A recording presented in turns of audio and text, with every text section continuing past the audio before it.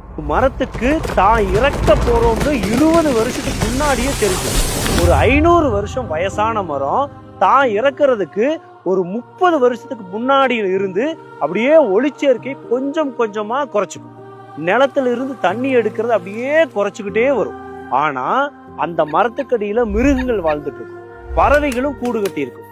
அதனால அந்த மரம் இறந்து போனது நமக்கு தெரியாது. இத ஸ்டாண்டிங் டெட் ட்ரீன்னு சொல்லுவாங்க. அப்புறம் அப்படியே கொஞ்சம் கொஞ்சமா மரத்துல பூஞ்சைகள் உருவாகுதுங்க. அது கொஞ்சம் கொஞ்சமா என்சைம்ஸ் எல்லாத்தையும் ரிலீஸ் பண்ணி அதனால நின்றுட்டு இருக்கிற மரம் அப்படியே பட்டு போக ஆரம்பிக்கும்.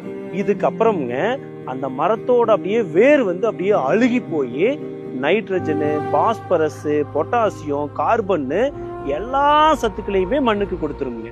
அத மண்ணுக்குள்ள இருக்கிற ஃபங்கி நெட்வொர்க் மூலமா அப்படியே மற்ற உயிர் வாழ்ற மரங்களுக்கும் செடிகளுக்கும் அப்படியே போகும்.